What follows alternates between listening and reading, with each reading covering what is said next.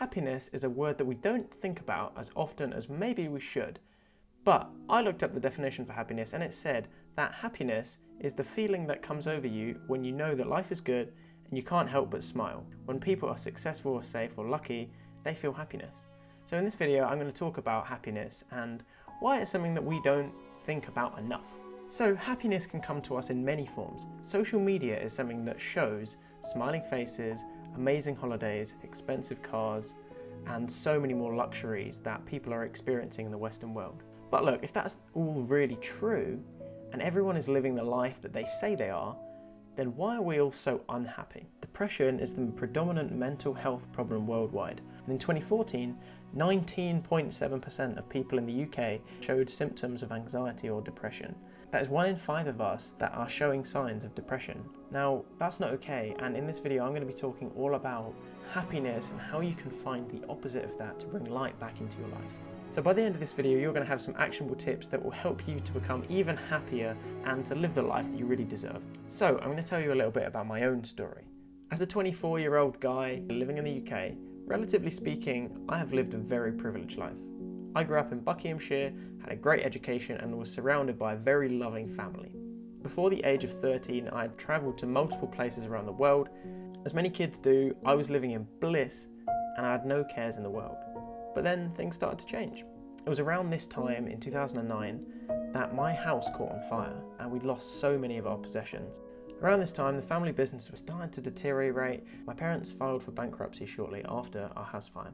That meant that my childhood home that I'd grown up in had to be sold, and it was at that time where money issues started coming into my life for the first time. I'd never experienced these until then.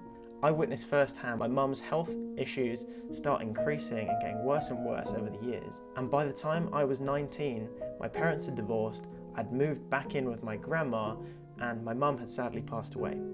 So where did this leave me? At the point of my mum passing away, I just didn't know what to do. I didn't know how to process my emotions, but I knew I had to do something. So the habits and practices that I picked up in the years following this have changed my life irreversibly for the better, and that's why I'm making this video. I want to share with you everything that I've done to change my life around. This is why I do the work I do, because I know the power of these habits. The first thing I did after my mum passed away was that I started hitting the gym hard. I started going to the gym all the time, getting out my emotions and putting my emotional energy into use physically with the practice of physical exercise. So I trained relentlessly and it helped me to regain confidence and strength in myself after months of uncertainty and emotional turmoil.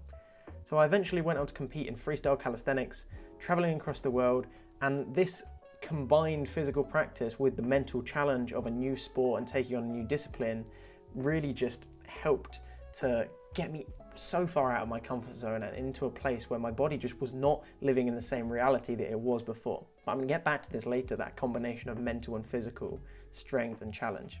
So the next thing I started doing was to live a life of service.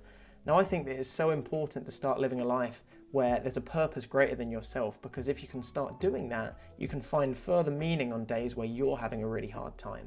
And I qualified as a personal trainer so I could start helping other people to live a life filled with health where they put their health first, because if we don't have our health, we don't have anything. That's the one thing we can't buy back. It just gave me purpose and drive on the days where I wasn't feeling up to it. If you feel like your life is not worth living by yourself, then find something outside of yourself and you will be motivated to move forward so much more than if you're just looking to help yourself. Next, I moved on to facing discomfort. So facing discomfort is all about getting outside your comfort zone and doing something that you wouldn't choose to do normally. So whether that be training physically to give you that mental edge, jumping into a cold water to get out of your comfort zone, or just physically doing something that's going to make you feel sick, even if that is applying for a new job or putting yourself into a new circumstance. I applied to a competition out in Miami in the US. That was one thing that just helped me realize that life is never going to work for you when you live in your comfort zone 100% of the time. You have to get out of that to see progress in life. Things like cold water plunges teach you that life is not always comfortable, and if you start by that daily discipline of getting cold every single day, it may seem like a small thing, but how you do one thing adds up to how you face the bigger challenges in life. And I've found that since I've started following Wim Hof and doing this cold water immersion, my life has changed irreversibly for the better, and that's something I do every single day now. Joe Dispenza always says we spend our lives living in such a narrow tunnel, and we live in our comfort zone because it's exactly that, it's comfortable, but as soon as we get outside of that and do something new, our future reality shifts, and that's how we can start creating these amazing new results for ourselves. As Albert Einstein says, the definition of insanity is doing the same thing over and over again and expecting different results. Next up, stop searching externally. You have to go within. So as soon as I started getting into meditation, learning new mindfulness practices, my life changed. And this is something that not a lot of people will talk about, but a belief in a greater self just helps so much for getting out of your own head and finding greater meaning. So it's through watching videos on YouTube and reading books that has just opened my mind to new possibilities. I was never a very faith-backed person as a kid. I didn't grow up with a fixed religion. I would say I was pretty agnostic.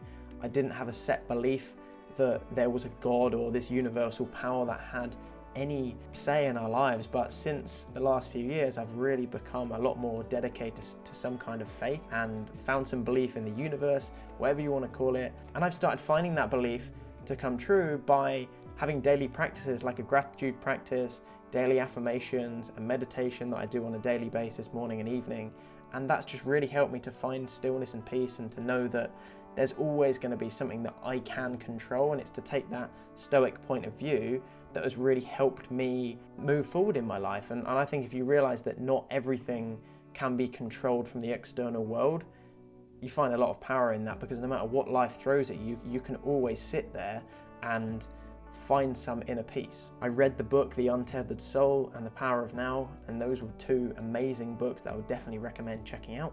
There's so much more you can do when you start going within. If you're not familiar with meditation, then I am going to make a future video on how to get into that for the first time. Before then, just check out the app Headspace or Calm, download that and start with 1 or 2 minutes a day, because just finding some time in your diary to just do nothing is so important for your internal world.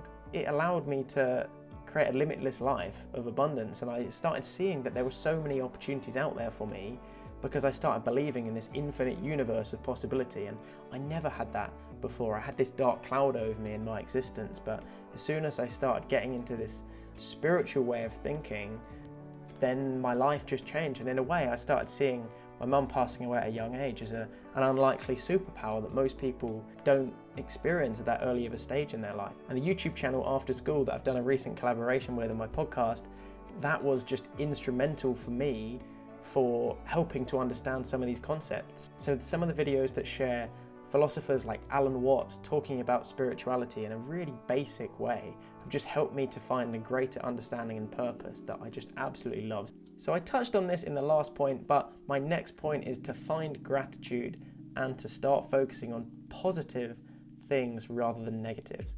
So as a habit, I like to sit down and write 5 things I'm grateful for and just one strong positive affirmation for the day. So that could be anything as long as it's framed in a positive light.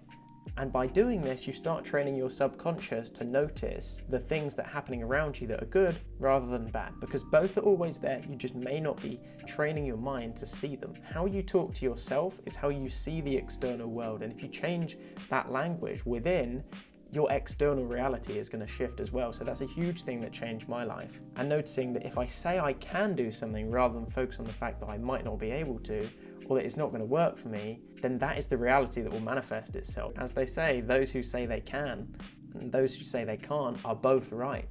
Whose team do you want to be on? So next up, I want to talk about setting goals. This is something that is just not talked about enough, but can change your life hugely if you set yourself goals and you stay accountable to them. You need to be thinking about how you want to change your life in multiple areas: financially, emotionally, physically. What do you want to do to transform your life? If you're not looking forwards, you're going to stay still. And you've got to set big and ambitious goals. So it is okay to be motivated by extrinsic values sometimes, as long as you understand that your internal world is the most important thing. They are never going to complete you, but it's okay sometimes to reward yourself along the way with good things. As soon as I started realizing that money didn't have to be a stress, and it could really come effortlessly to me, then more just started coming my way. Manifestation only works when you believe in it with absolute faith that it's going to be possible for you, and then it can really work for you. You obviously have to put the work in too, that's the thing. And that's not to say that I'm never going to have days of stress, because I absolutely do. But I realise that it's usually a subconscious limiting belief of scarcity. Again, it's all about holding yourself accountable and setting those big goals. Well, the thing is, if you don't tell anyone, then it's never going to happen because you don't even believe in yourself. So you have to get over that limiting belief and just put it out to the universe. I'd focus my affirmations around money, but I also tried to realize that that was not going to be the root of my happiness. So as much as I'm mentioning this as a point, that was not going to be the be all and end all of my happiness. You know, these all work together. You can't just have one without the other. That's why I'm sharing all of these in one, because they're so important. They work holistically.